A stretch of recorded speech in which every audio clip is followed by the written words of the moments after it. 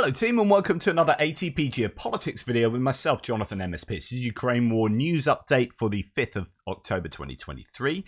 Let's get straight into the second part of my news piece where I'll be dealing with military aid and other sort of assistance to Ukraine as well as geopolitical topics. Let's go to military aid and concern ourselves with Joe Biden here. Just send them without announcing. They'll announce themselves. Okay, there's going to be a new American aid package imminent. I spoke with Zelensky and everything he asked for, we worked out, Biden said, about ATACMS for Ukraine. So I don't know whether this is foreshadowing ATACMS or not. I mean, you could see that anything could happen with regard to what's actually announced. Hopefully ATACMS will be on the cards. Biden will soon make a major speech regarding Ukraine and the need for further support from the US. So fingers crossed there. Now, the US is also going to transfer thousands of seized Iranian weapons and ammunition to Ukraine. I don't know whether this has happened before. There was talk about this. I don't know. Goodness, probably goes back to about a year. There were some big hauls that were publicly made. Like they took some ships that had all this kind of equipment on board, and you saw the images of it, and everyone was saying, "Give that to Ukraine." I don't know whether this is subsequent hauls that are being announced here, or whether this is what happened before, whether it's the first time, the second time, the fifth time. Who knows? But this is great. You know, what are they going to do with a whole load of Kalashnikovs or whatever? Get them to Ukraine, get them used by allies, get them the ammunition and the small arms and whatever that they are taking off Iran. Okay, that is according to US Central, according to CNN, and the US Central Command's intentions. Right, we hear a lot about Ukraine fatigue. So what's the real story? In the latest Chicago Council survey, a strong majority of Americans continue to support economic and military aid to Ukraine. In fact, support for arms aid is down just 2% since November last year. The Congress, please note, says this source. And this is really important because you get the sense that people are getting fatigued, and I think that will be happening in terms of attention, maybe, but not necessarily in terms of like moral evaluation. It's like, I'm onto other things. I'm focusing on other things. But that's not to say that my moral evaluations then have changed to now. It's just I'm thinking of other things. But I still think we should give aid. I'm fatigued about the whole thing, but we still need to support Ukraine. I still see the value in that. So perhaps that is what is happening. Right, Ukraine, together with the US, will begin to produce air defense systems on Ukrainian territory. The first results will be available by the end of 2023. That's this year. I wonder what air defense systems they might be. That's according to Alexander Kamishin, who is the guy that used to be in charge of the railways, and now he is in charge of, in fact, this is him there. That's him there. You might notice him from that kind of funky shaved undercut and top knot. Ukraine is shifting from a give us approach to let's do it together model, prioritizing defense production, says the Euromaidan Press. The goal is to rebuild the defense industries and reduce dependence on arms supplies, Minister of Strategic Industries Kamishin told Voice of America. Well, actually, this is where it's going. So in light of potential fluctuations of political support for Ukraine outside of Ukraine, and that having an effect on continued and consistent tangible aid, like equipment, as well as money, but mainly, equipment. There is another way of doing this, which is to say, right, if we can get, and I've talked about this lots over the last few days, if we can get foreign military concerns, industrial military concerns, set up shop in Ukraine and manufacture this stuff, then they'll have an economic motivation to support Ukraine. So actually, it's not a zero-sum game. It's not like money from your country is away from your healthcare system and it goes to Ukraine. That's not what happens anyway. And there is a positive to any assistance that's given to allies for Ukraine, but a positive for the allies as well. But aside from that, if you are swayed by those kind of arguments that it is a zero-sum game, then okay, let's have your industrial concerns set up shop here and produce that, and it's an economic incentive, right? The question might be, where does that money for that production eventually and essentially come from? But this is then getting onto this next stage of the war, and this is kind of here explained and expressed by Dom Nichols, who's referring at the beginning of what he says here to James Leahy, who's a Minister of Defence, not the Secretary of Defence in the UK, but under the Secretary of Defence, there are 3 ministers who do different roles. This is the guy that's in charge of kind of procurement and stuff, as far as I can work out, or getting bits of kit from here to there. All that sort of wider fluff gets handled by other people, but the Defence Minister, James Heappey, gets to do war-y stuff. Anyway, he told the Warsaw Defence Forum that Western military stockpiles were looking a bit thin, his words, urged NATO allies to spend 2% of national GDP on defence, as the alliance is committed to. He said... And remember, we've had NATO say that they're looking at the bottom of the barrel. Now, at the beginning of this section, Dom Nichols says that you're hearing this a lot. I don't think it's as bad as people say, but there's probably an agenda going on, so I need to scare people into actually doing something. Yes. If it's not the time when there's a war in Europe to spend 2% on defence, then when is? We can't stop just because our stockpiles are looking a bit thin. We have to keep Ukraine in the fight tonight and tomorrow and the day after and the day after. So they're all referencing that there is clearly not a limitless supply of arms and ammunition, but they are not saying it, and we've got to be careful about the characterization here. They're not saying it as you're not getting any more or there's nothing left. They are saying these things, making the point that we need to focus on the industrial and the economic side of this war now, if it hadn't done already, moving into this, as I've said before, this kind of third phase, which is the attritional industrial, who can outproduce the other one, basically. Now, when we were in the States a few weeks ago, I went to the Picatinny Arsenal, and they are ramping up production, or the US is ramping up production of artillery shells, 155mm, hoping this time next year to produce 86,000 a month, up from 12,000 a month at the moment. So it's not true. It's not 12,000 a month at the moment. That might have been where they started. As far as I understand it, they're about 28,000 a month, and that's about a month ago. So it's probably up from there, about 1,000 a day. So he's right with they're trying to get up to 80,000 by the end of 2025. But they've already ramped it up double at the moment. So I'm pretty sure his 12,000 figure is where they started at, not where they're at now. Those are the kind of numbers that need to be stepped up to. This is happening across Europe to a greater or lesser degree. So I don't think we should view this as they're saying the locker's empty, you're not having any more because there's nothing left. This is part of the conversation about the industrial aspects of this war and the need to ramp up production, restart old, potentially out of use lines, and get onto a proper, if not fully mobilized industrial sector, then not far off it. And that's about it. So this is a new phase of the war. This is economies against economies. This is industrial capacity against industrial capacity. This is what I said months and months ago, is that Ukraine will prevail because the combined economic output and the combined industrial output of NATO and the EU far outstrips Russia, especially if they are prohibited from having help from China. Yeah, they might get they might get Iran, they might get North Korea helping them out, but realistically, the bigger economy wins a war. This is kind of an old adage that you can talk about tactics and strategies, but yeah, if you've got enough people, I guess, and enough money, then what pays for the equipment, what pays for the training, what pays for the ammunition? Money. So economies and industrial capacity are hugely important. Now, to go back to 28,000 a month, so the US are providing 28,000 rounds a month at the moment. So this is only the US. Everyone else has ramped up as well. Everyone's getting in on this. This is a real cash cow for defense producers, right? But 28,000 artillery rounds a month is kind of what Ukraine would like to be firing in a single day.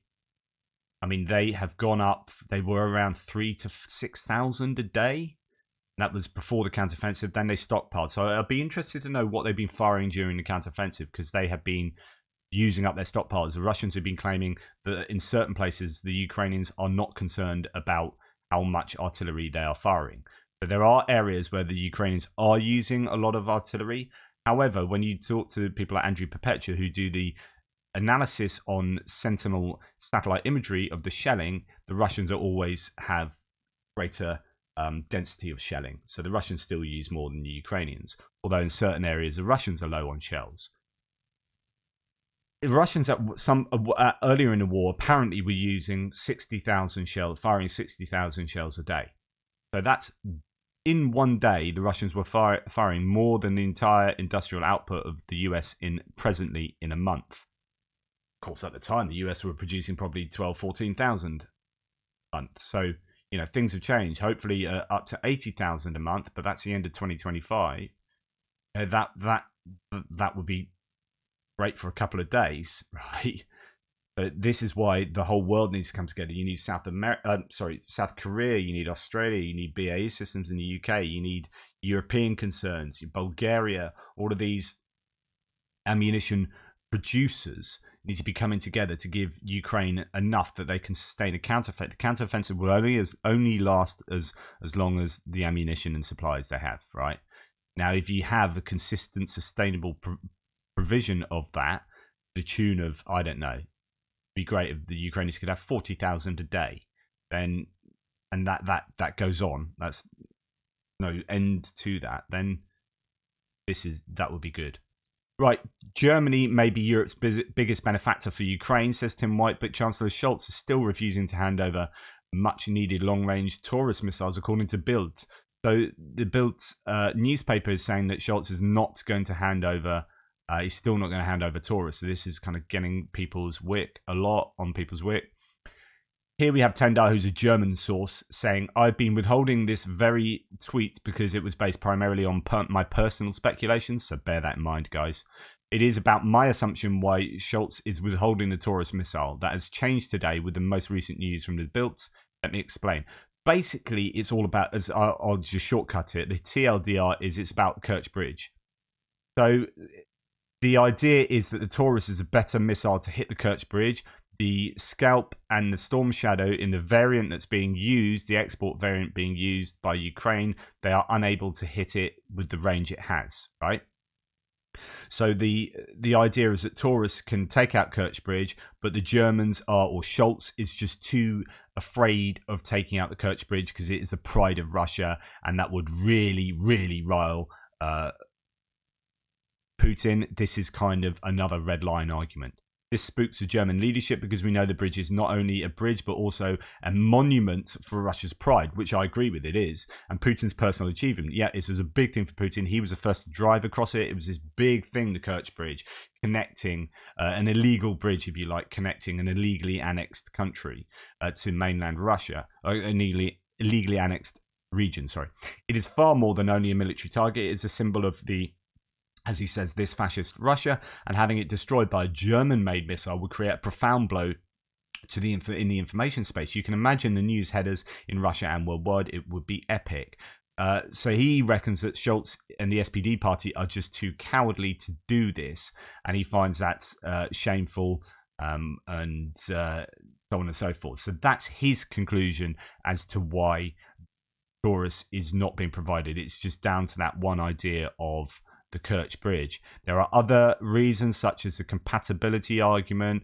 There's not enough airframes to be able to fly to be able to fire them, which actually I think it may be both of these things, but I think this is a problem. The Ukrainians have very few airframes that can, the Su-24M, that can fire the Scalp and the Storm Shadow. And I think the Taurus would require that airframe and that airframe to be tinkered with so that it can fire the Taurus, and that means it can't fire the Storm Shadow or the Scalp, and it means that it's just not enough of these airframes. You kind of need other airframes like the F-16s, which need to be tinkered with, I think, to be able to fire these. Great if they could have some Gripens maybe and some Typhoons, but that's not going to happen quickly, is it? Anyway, moving on, Germany again will transfer. This is absolutely brilliant. Will transfer to Ukraine an IRIS-T installation. So this is a pretty decent air defense system, and a batch of Gepard anti-aircraft guns, low-tech anti-drone machines, which are really useful. Germany will send one additional IRIS-T and more than 12 Gepard anti-aircraft guns, but they must provide protection for cargo heading to Romania along the country's southern coast. So that's either along the coast or along the Danube River. This is quite interesting that they're stipulating what this needs to be used for. This is to protect grain. So we will give you this, but it's got to go down there. And I think that's good anyway, because they need air defences down there. Reni and Ismail and Odessa have been absolutely hammered. And this will be for the benefit of the world, and it'll be for the benefit of that region and for Ukraine as a whole. So I'm sure Ukraine will be like, yeah, fine, brilliant, we'll whack them down there, no problem. If it means getting those air defense systems. So really good from Germany. They're stepping up again. And here we have Rheinmetall, the German military industrial concern, has again been awarded a contract to supply automated reconnaissance systems to Ukraine. The company said that the order for Ukraine was paid for by the German government. So again, you can have a go at Scholz about the Taurus, but outside of the Taurus, Germany are absolutely nailing it. These guys, Germany, brilliant. Really respect for what they're doing. Damn it on Taurus. It would be, you would hope that the Taurus issue doesn't tar the German government as a whole now, because the Germans really are coming up with the goods, right? But we need to be nuanced, right, and understand that. It's like I say with all things, like Musk. Musk is brilliant over here. Over here is a little bit dodgy. We should be able to hold those two things in our heads. The company said that the order for Ukraine was paid for by the German government. The Surveil Spire system is designed for reconnaissance and combating enemy drones. Well, let's have a look at this a little bit. Here's a DW, which is a German news piece, but unfortunately it's subtitled in Ukrainian, which is a bit annoying, but it does come on to do some talk in English soon.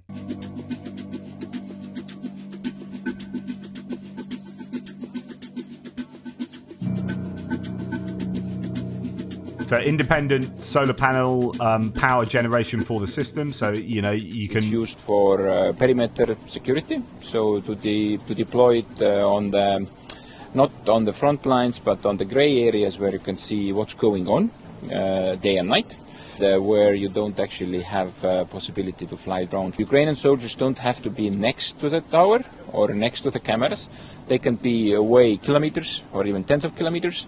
And because of that, they save lives. There are many tower systems in the world, there are many camera systems in the world, there are many tower systems and drone systems, but this is the only system where everything is integrated into one platform and it serves for one mission. I wonder whether that's first of all, whether he's wearing a Star Trek shirt, typical kind of like IT geek. No, that's being harsh on people like Star Trek. And look at that. It's just like, this is what's happening. That is a PlayStation controller.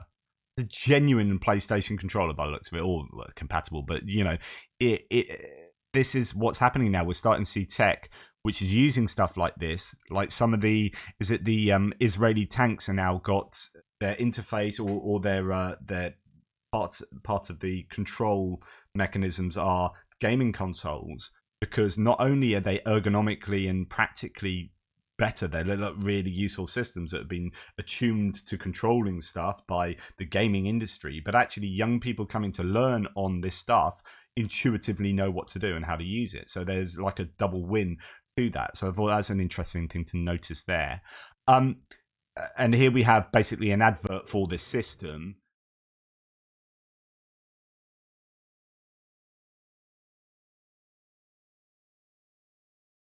Mobile autonomous surveillance platform.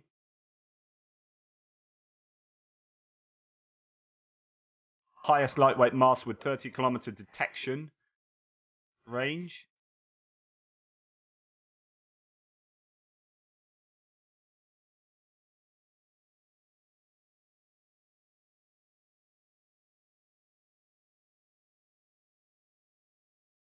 Integrated fully autopiloted drones. So these are autopiloted. So the drones, this system, the way I understand it, can just control everything itself. It's powered by solar panel and maybe other energy sources.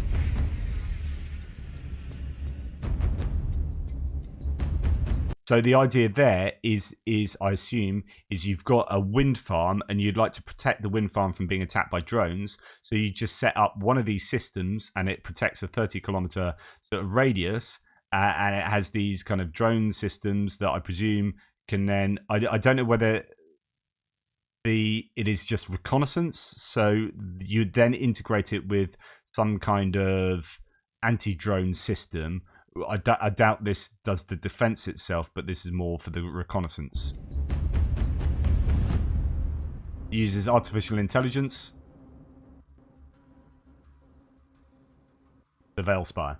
So there you go. That's that. And again, that looks like it's super current, right? It's really new. It's a new system that's just coming online, and Germany are getting them to Ukraine, like we've seen with the Skynet as well, system that the Germans have just produced, and they in fact tested the prototypes in Ukraine.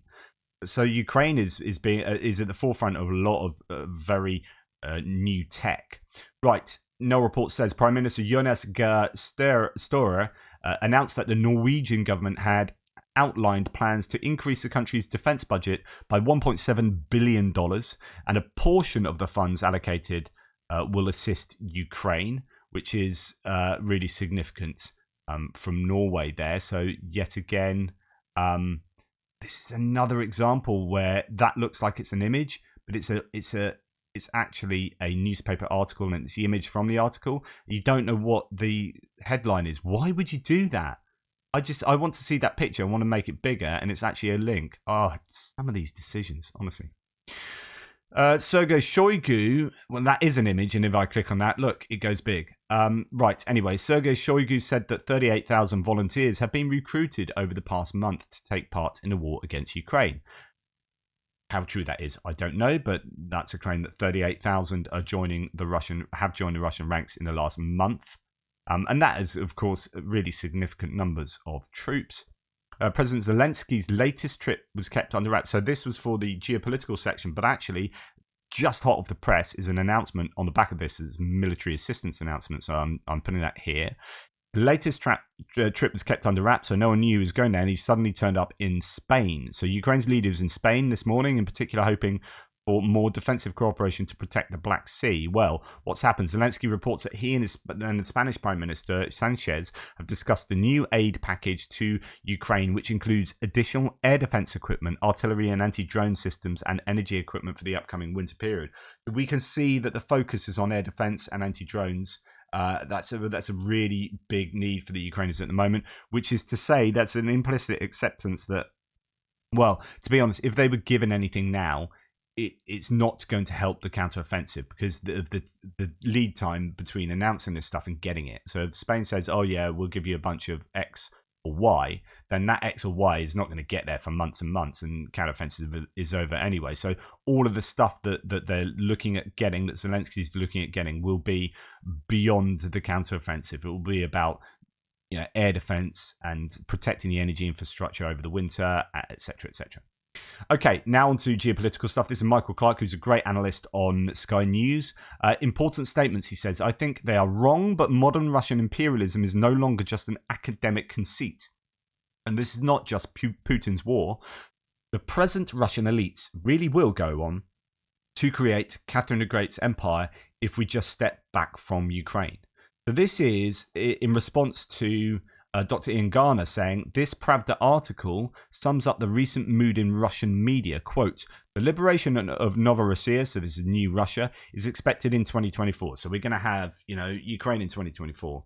And, quote, the chances of a wider hot war with the West are low due to their lack of military materiel. The tone is triumphalist and reassuring. So what Russian media are reporting is a very confident, we're going to take Ukraine, or they call it Novorossiya. So you're not quite sure how much of is that maximalist, is that Crimea and the Donbass, is what do they mean by that? And of course it's suitably vague, right?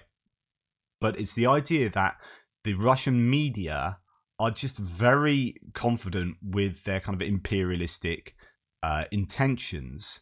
And if we step back from that, just read Russia, read the propagandists. By read, I mean like see what they're doing and understand them. Not physically read a book. Like read what's going on in the information space in Russia. Read the media and their propagandists on national television, and get a sense of what they're saying, and think, oh, should we step back and stop funding Ukraine? Oh, it's not our war.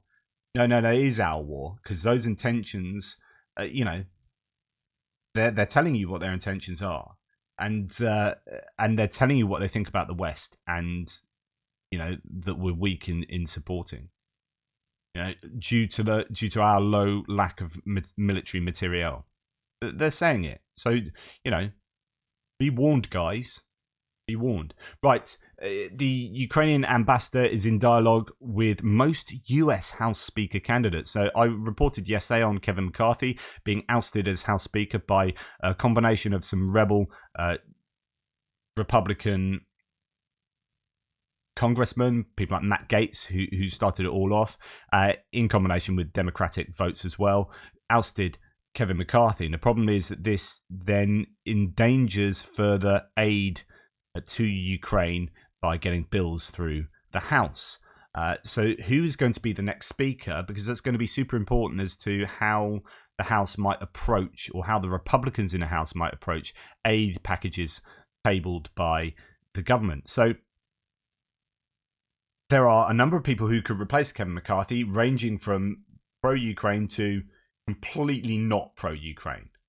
And interestingly, this is how important it is that the Ukrainian ambassador has been in dialogue with most of those. So these are just congressmen, but not just, but they're not the most important people in US politics. However, whoever is the speaker might hold really important keys here. So they are potentially incredibly important. And the US ambassador is reaching out to speak to them because they know how important this is. That's a real reflection of how integral this position might be to continued Ukrainian aid. Ukraine is leading a constructive dialogue with most of the candidates. Obviously, people like Jim Jordan, I assume, won't be on the list. Jim Jordan is just too far gone. That would be my opinion. With most of the candidates for the US House of Representatives Speaker following the recent ousting of Kevin McCarthy, according to Oksana Markarova. Okay. Turkey is preparing a meeting to discuss ways to achieve a long-term peace in Ukraine. On the agenda is Zelensky's peace plan. So, yeah, all good. Go and try these things out. See where you get. It's not to say diplomacy shouldn't happen. It should just be on Ukraine's terms. And in fact, what's interesting here is Turkey have said, yeah, we're on the agenda. We are going to be talking Zelensky's peace plan. So if Zelensky gets his peace plan through, and that everyone agrees to that, yeah, we don't need to do war, because Zelensky's peace plan is going to be maximalist for Ukraine, right? So if they're going to talk about that, then that is great. However, the chances of Russia agreeing to Zelensky's peace plan are slim to none. Old Bob and no hope. Okay. Biden's National Security Advisor Jake Sullivan is expected among the guests. Representatives of Russia, according to media reports, are not invited to the meeting. Okay. So then you're unlikely to get much Russian agreement if they're not going to be at the meeting. But this is discussing a pathway forward for diplomacy that looks to be in Ukraine's favour, and also it shows that Turkey broadly is siding more with Ukraine, as we have seen of late. Well, actually, we've seen that over the course of the war, really, if you read the tea leaves. But Erdogan has a really canny ability to talk out both sides of his mouth. Right, this worries me. This annoys me. Slovakia halts military aid to Ukraine following the election. So he's not even properly in charge. Slovak President Zuzana Kaputova has opposed sending additional military assistance to Ukraine following the election of pro-Russian Prime Minister Robert Fico. Slovak media has reported. This is not good. She said that she wanted to listen to the election results type thing, and yeah, not a fan of this at all. Kiev Independent here again. You wouldn't know that this is a newspaper article. It just looks like a picture. What are you doing? I want to know the headline. Slovakia halts military aid to Ukraine. If someone just posted that, they would have no idea what's going on with that. It requires. I suppose maybe that's what they're trying to do, is get people to write stuff. Oh, just annoying. Anyway, so let's pop into this. According to the report, Slovak Defense Ministry has prepared a new assistance package. So there is a package prepared, but it's not been signed off by the while the predecessor Kaputova is still in office. Damn frustrating that. Anyway, we'll see how that turns out. I'm going to do a little bit. Well, I'm going to dip into Ukraine, the latest. I know it's not quite the Balkans, but it's fairly nearby. There's stuff going on in the Balkans at the moment that is not great.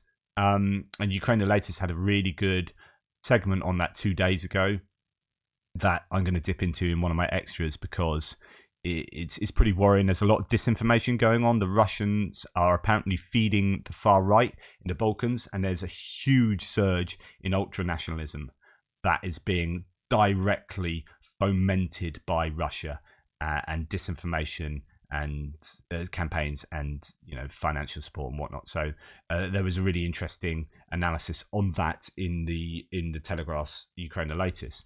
Anyway, the US and the EU are looking at legal options that would allow Ukraine to transfer $300 billion of frozen Russian assets. Head of the presidential office, Andrei Yermak, has said. Now, this is something I've reported on numerous times, because the UK has been reticent to use frozen assets to help Ukraine because they think that it's fraught with legal issue. It's a bit of a legal quagmire. The US and other entities have been very keen on turning assets into kind of liquid financial support for Ukraine.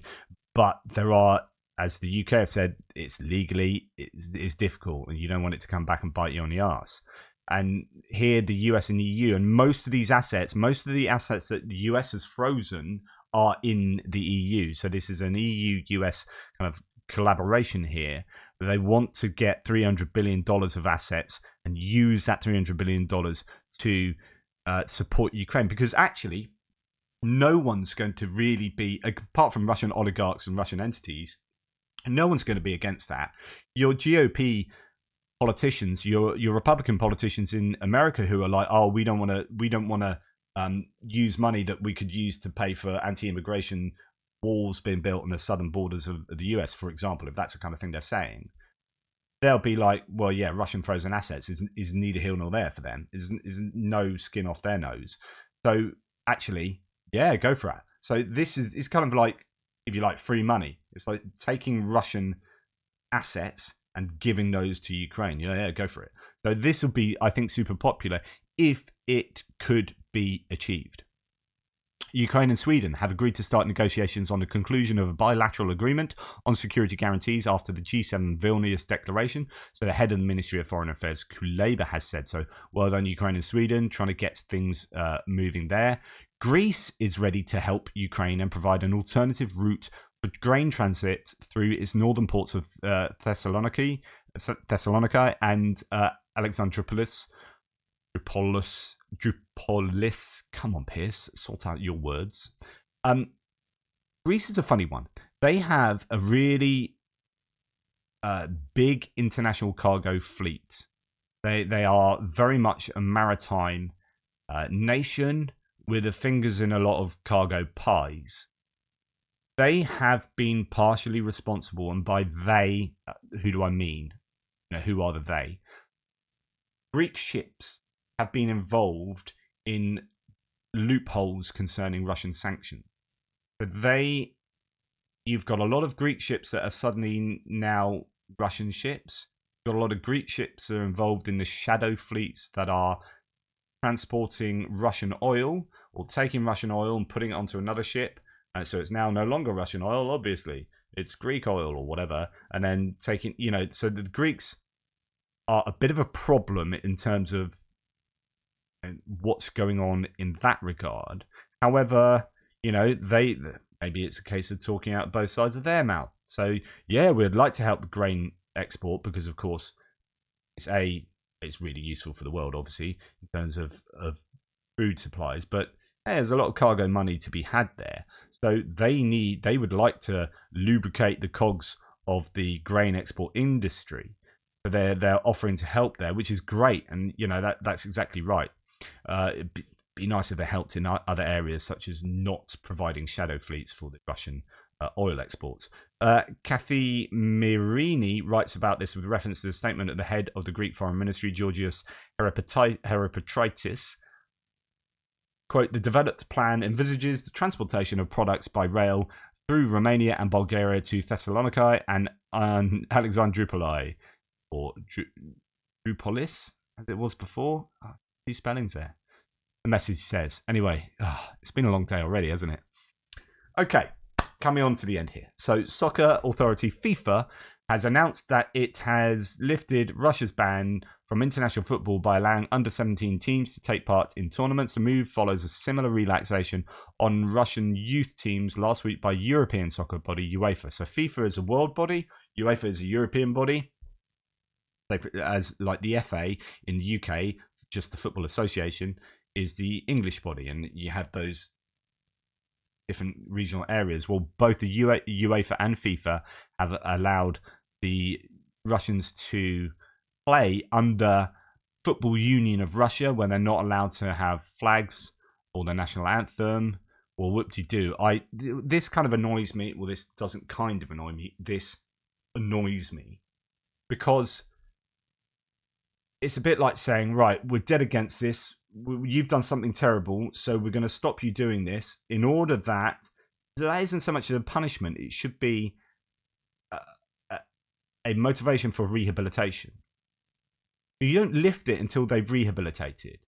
It's not like a set term punishment. Like prison has three aspects of prison, right? So you put someone in prison for three reasons. One, deterrence, doesn't particularly work. Two,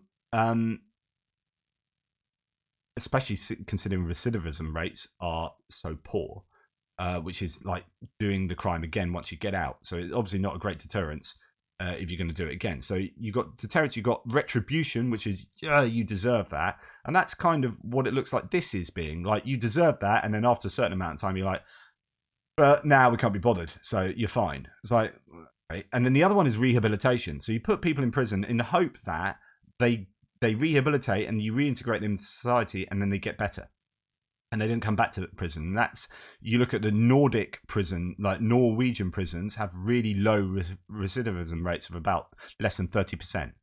Okay, why? Because they rehabilitate and they give them the skills to then come out into society and do stuff. And lots of people look at that and go, oh, all these liberal prisons. And you're like, yeah, A, it's cheaper because they're not reoffending and going through the system and causing more and more issues with crime. So there's that. And B, it works for rehabilitation. It literally, one of the main aspects of crime is punishment is rehabilitation. And okay, recidivism rates are half of what they are, and some in the US, where it's just like privatize the system. There's no real incentive for getting them better because you want them coming back because you get money for that, and so on and so forth. And you don't rehabilitate them effectively, and they go out and upwards, anywhere up to 80% of criminals, commit that crime again. It depends on what sector you're looking in. But anyway, that aside, so when you do something like this form of sanction, you're sanctioning Russia and you're saying you can't turn up in this tournament. My opinion would be this should be like rehabilitation. This is us trying to enforce you to change your behaviours. We won't do this until you've changed your behaviours. They haven't changed their behaviours. Don't let them back in, because all you've done is not really a lot. That should just maintain until they sort themselves out. That's my opinion. Anyway, correct me if you think I'm wrong. Right, Euromaidan Press says Russia has admitted it doesn't plan to rebuild the cities in Ukraine it destroyed in order to annex all of those regions. What are you there for? What are you there for? You're going to blitz places, destroy them in the name of liberty and liberation. destroy those places, yeah, we're not going to rebuild them. And even when they do, I just watched a whole video yesterday on some of the terrible rebuilds they've done in Mariupol that are just absolutely fraught with issues, like building issues, and it's not great. And what are you doing there? Thank you for watching. Please like, subscribe, and share. I really appreciate all of your support. I genuinely do. Thank you. Take care. I'll speak to you soon.